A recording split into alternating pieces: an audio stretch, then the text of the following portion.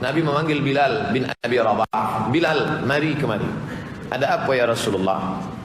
Sami'tu dafana 'alaika baina yadayya fil jannah. Aku dengar suara terompah selipar engkau dalam surga. Apa amal engkau Bilal sehingga aku mendengar suara itu di dalam surga? Jawab Bilal, aku tak pernah meninggalkan 2 rakaat selepas wudu. Salat sunat selepas wudu itu tidak pernah dibuat Nabi. Nabi tak pernah buat, Nabi tak pernah suruh, Nabi tak pernah ajarkan. Tunjukkan saya mana hadis Nabi ajarkan salat sunat selepas wudu. Tak ada.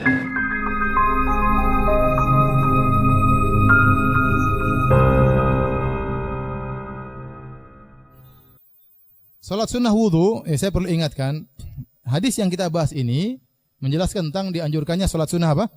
Wudu. Jadi salat sunnah wudu itu datang dari sunnah qauliyah, Nabi yang ngomong ya. Tidak benar perkataan orang bahwasanya salat sunnah wudu itu karyanya Bilal, enggak. Sehingga bahwasanya ini dalil boleh bikin bid'ah ya.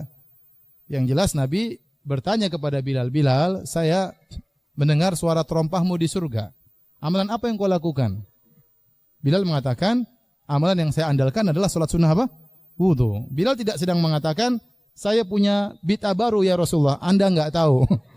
Yaitu salat sunnah apa? Wudu. Salat sunnah wudu Nabi sudah jelaskan dalam banyak hadis, dalam Sahih Bukhari, Sahih Muslim.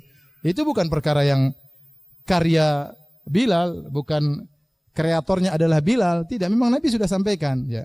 Jadi seakan Nabi mengatakan, amalan apa yang kau andalkan? Bisa jadi jawab, saya berbakti kepada orang tua, bukan berarti berbakti pada orang tua itu kreasinya Bilal. Atau mungkin dia jawab, saya sholat malam, bukan berarti sholat malam kreasinya Bilal. Kebetulan dia jawab, tidaklah saya berwudu kecuali saya sholat. Bukan berarti itu menunjukkan kreasinya Bilal. Faham? Tetapi dia mungkin sudah dengar sebelumnya. Buktinya dalam hadis-hadis, Utsman pun tahu tentang sholat sunnah wudu diriwayatkan oleh Utsman dan sahabat-sahabat yang lainnya. Yang kedua, kalaupun itu ternyata karya Bilal, ijtihadnya Bilal bikin ibadah sholat sunnah wudu, yang kita tahu padahal bukan, maka ada yang membenarkan, yaitu Nabi SAW. Jadilah namanya sunnah takririyah, sunnah pembenaran. Tidak semua ijtihad sahabat dibenarkan oleh Nabi. Betapa banyak ijtihad sahabat disalahkan oleh Nabi. Kalau ini dijadikan dalil boleh membuat ibadah-ibadah baru, setiap kita boleh bikin. Tidak ada yang membenarkan menyalahkan karena Nabi sudah meninggal dunia. Saya mau bikin sholat sunnah setelah jima misalnya. Keren. Sholat sunnah sebelum jima misalnya. Coba. Siapa yang mau larang? Kalau kita buka pintu ini, semua orang bisa bikin apa? Bid'ah. Semua orang bisa bikin ibadah.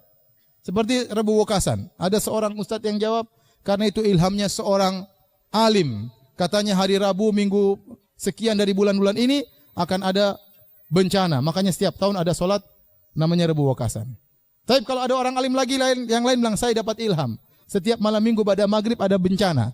Kita bikin sholat malam minggu Wekasan. Akhirnya ini kalau begini caranya semua orang bisa bikin apa? Bisa bikin ibadah baru.